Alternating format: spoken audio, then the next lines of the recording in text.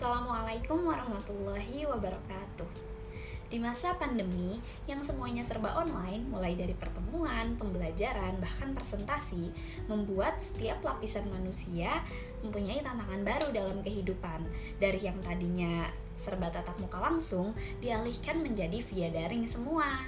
Tantangan-tantangan yang khususnya dialami oleh pendidik juga peserta didik, membuat mereka harus menemukan solusi dari permasalahan-permasalahan tersebut, dimulai dari jaringan internet yang kurang memadai, kuota internet yang mahal, dan juga pemahaman mahasiswa atau siswa dalam menyerap materi pembelajaran. Seperti cuplikan berikut ini berisi keberagaman mahasiswa dalam mengikuti proses pembelajaran, dari yang rajin untuk memperhatikan, bermain game online, bermain sosial media, bahkan tidur.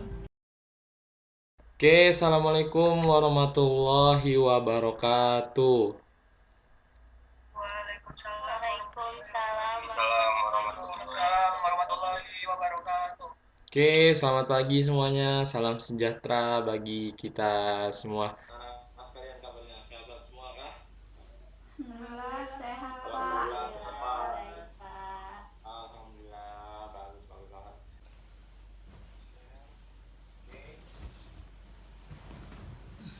Pada hari ini saya akan menjelaskan terkait teori belajar. Di situ akan berisi tentang pengertian belajar serta proses belajar itu sendiri dan kebermanfaatannya itu seperti apa. Oke, langsung saja saya akan izin share screen dulu pada pertemuan hari ini. Share. Oke.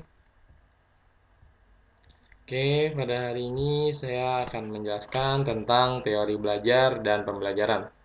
Gimana untuk pengertiannya ada dari beberapa tokoh-tokoh yang memang Lagi gas terus,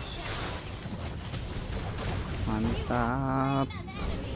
pada tahun 1984, di mana ia mengatakan bahwa proses belajar itu sendiri merupakan proses perubahan tingkah laku pada diri individu karena adanya interaksi.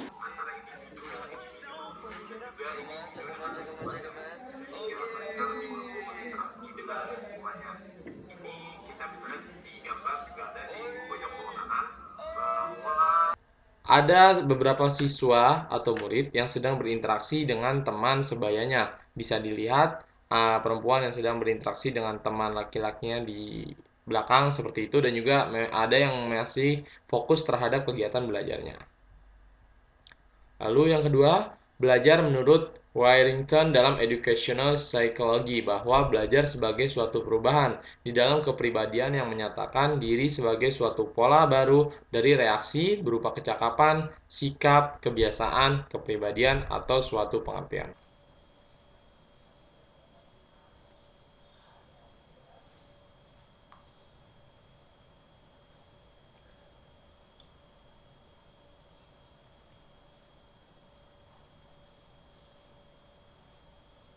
Tepat pada hari ini sudah setahun lebih ya, dan kita lihat memang banyak siswa ataupun murid ataupun anak didik yang belajarnya sudah melakukan belajar online, dan itu sudah menjadi kebiasaan, dan mereka pasti mengetahui bagaimana cara belajar online yang baik serta bisa ilmunya atau pengetahuannya itu sendiri diserap dan dilakukan dalam kepribadian siswa itu sendiri.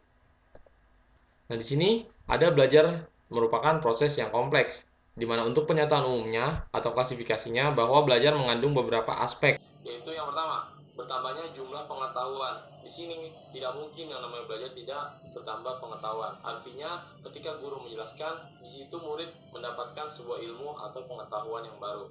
Lalu yang kedua, adanya kemampuan mengingat dan mereproduksi. Di sini juga anak didik atau siswa itu dilatih untuk kemampuan berpikirnya, kemampuan intelektualnya dalam dirinya itu dilatih agar apa? Agar mereka bisa melakukan reproduksian pengetahuan yang ada di dalam pikiran mereka masing-masing. Lalu yang ketiga, adanya penerapan pengetahuan. Selanjutnya, menyimpulkan makna. Yang kelima, menafsirkan dan mengaitkan dengan realitas. Ini dan poin terakhir, adanya perubahan sebagai pribadi.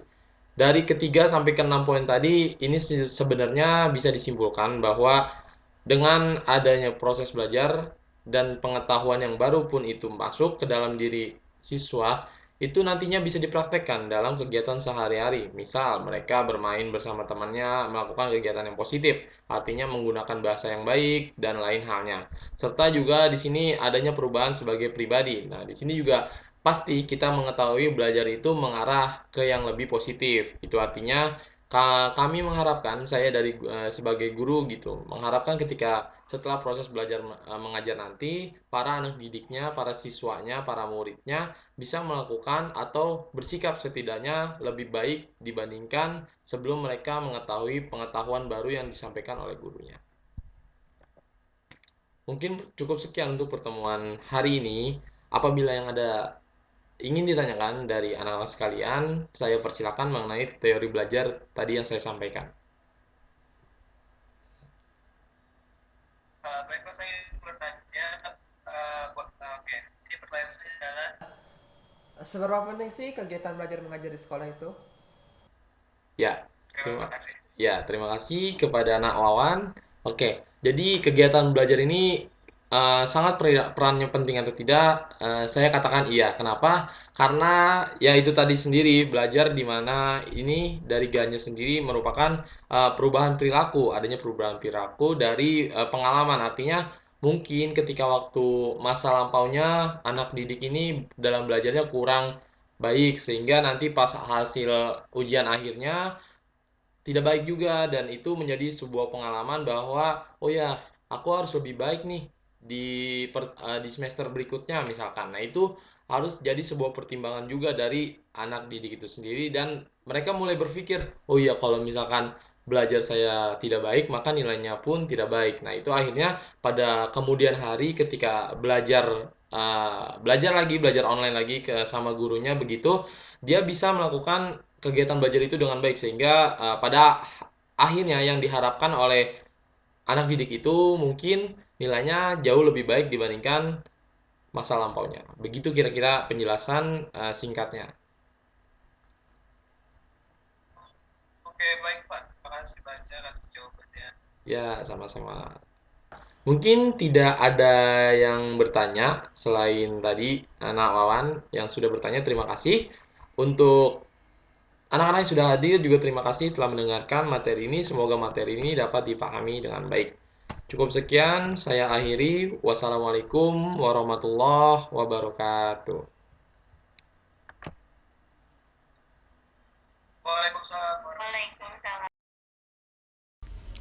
Memang sangat banyak sekali kendala yang dihadapi, bukan hanya tenaga pendidik, tetapi peserta didik juga harus memiliki kesadaran diri dalam memperhatikan materi dan mencoba menghargai seorang dosen atau guru yang sedang menjelaskan dengan baik. Di musim pandemi, kita harus lebih banyak belajar lebih, karena masalah yang dihadapi bukan hanya soal penjelasan materi, tetapi pemahaman materi mahasiswa yang harus digali. Sumber belajar sangat banyak, dan jangan hanya terfokus pada guru atau dosen saja, tetapi bisa mencari dari sumber-sumber yang kredibel.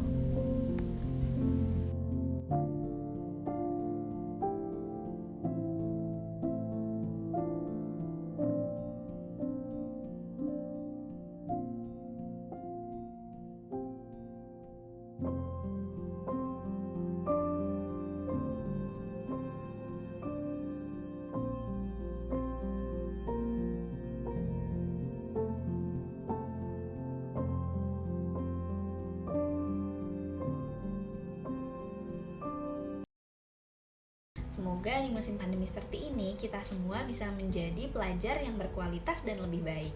Terlebih lagi memiliki semangat dan daya juang yang tinggi untuk menggapai cita-cita. Kami berharap semoga pandemi COVID-19 segera berakhir dan Indonesia serta dunia segera pulih seperti sedia kala. Amin. Wassalamualaikum warahmatullahi wabarakatuh.